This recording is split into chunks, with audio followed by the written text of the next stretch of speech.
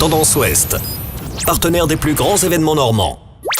On est avec Guillaume Hamel, le directeur de l'Office du tourisme et du club croisière ici à Cherbourg. Bonjour. Bonjour. Quand on est directeur de l'Office du tourisme, la Cité de la Mer, c'est forcément le point névralgique. Alors c'est forcément le maillon fort du tourisme à Cherbourg. C'est vraiment la grosse locomotive touristique sur le territoire. Oui. Tout le monde, j'imagine que les visiteurs, c'est l'un des points d'accroche pour eux quand ils viennent dans votre office. Et après, il faut tout le jeu de leur faire découvrir la ville et ses environs. On a la chance d'avoir une offre touristique qui est riche et variée sur le Cotentin et sur le Cherbourg, mais c'est vrai qu'on a beaucoup de visiteurs qui ne viennent que pour la Cité de la Mer et d'autres qui viennent pour visiter le Cotentin et qui en profitent pour découvrir la Cité de la Mer. Il y a d'autres touristes qui viennent sur Cherbourg, ce sont les croisiéristes. Alors vous êtes aussi directeur du club croisière, donc vous envoyez passer ces paquebots. Il y en aura encore beaucoup cette année et c'est l'occasion aussi de leur montrer cet endroit qui est un magnifique endroit, la gare maritime.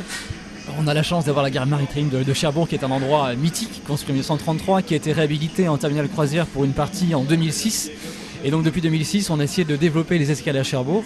Et 2017 sera vraiment une année marquante puisque ce sera l'année de tous les records, à la fois en termes du nombre d'escales et du nombre de passagers, puisqu'on devrait avoir plus de 34 escales et plus de 55 000 passagers qui passeront par Cherbourg en 2017. Avec forcément le Queen Mary 2, tout le monde l'attend. Le grand retour de la Cunard qui reviendra en force avec 3 escales, celle du Queen Mary 2, plus 2 escales du Queen Victoria en fin d'année.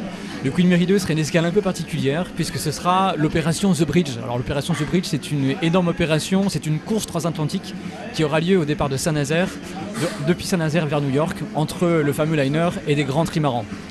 Avec du monde qui doit embarquer ici à Cherbourg, c'est l'occasion aussi de faire un focus sur un événement national. Exactement, Cherbourg sera à nouveau port d'embarquement donc pour le Queen Mary 2 puisque l'intégralité des passagers embarquera à Cherbourg pour cette occasion le 23 juin prochain.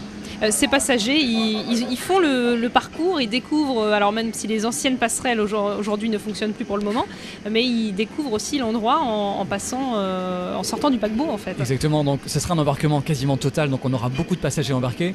Pour cette occasion, il était nécessaire de retrouver l'aspect originel de la gare maritime et de reprendre le tracé initial, comme c'était le cas dans les années 1930. Pour ceux qui ne connaissent pas, ce sont des salles immenses, les salles des bagages, les salles des pas perdus. La salle des pas perdus, la salle des bagages, ce sont des salles qui sont restées vraiment dans leur aspect originel et c'est vraiment très intéressant. Ça veut dire qu'en 2017, les passagers du Queen Mary 2 se sentiront un petit peu dans la peau des passagers du Titanic en 1912 ? Alors du Titanic pas forcément, mais en tout cas de tous les passagers qui ont vécu la fameuse épopée transatlantique, c'est certain. Ouais. Ça fait partie de l'histoire aussi de Cherbourg et on le rappelle, c'est aussi l'une des attractions de la Cité de la Mer, hein, cet espace Titanic. Thibaut, est-ce qu'on a d'autres questions ? Écoutez, il y a plein de choses à visiter, outre la Cité de la Mer et le redoutable ici à Cherbourg. Rapidement, parce que ce serait beaucoup trop long de faire un point exhaustif, qu'est-ce qu'on peut voir d'autre à Cherbourg ? Alors, il faut savoir aussi que Cherbourg, c'est la porte d'entrée sur le du Cotentin. Les visiteurs qui viennent ici viennent bien sûr pour goûter la gastronomie cherbourgeoise. On a la chance d'avoir un ensemble de restaurants sur le front de mer, par exemple, qui proposent une gastronomie riche et variée sur tout ce qui est poissons et fruits de mer.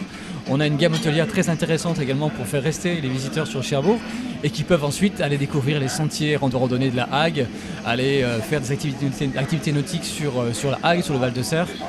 Et on en connaît vraiment une gamme riche et variée en termes de tourisme nature. C'est votre territoire ça, Wilfried, on vous laisse emmener les auditeurs dans la Hague. Ah oui, la Hague c'est magnifique, hein. C'est un territoire sublime, il faut le visiter au moins une fois.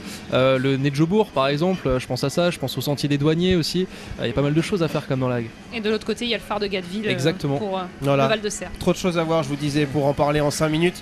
On se retrouvera très bientôt sur cette antenne. Merci Guillaume Hamel d'être venu nous voir. Je rappelle que vous êtes le directeur de l'Office du tourisme de Cherbourg. On se retrouvera avec un tout dernier invité juste après-midi. C'est le patron ici, c'est le président de la Cité de la Mer, Bernard Covin sera avec nous. Tendance Ouest.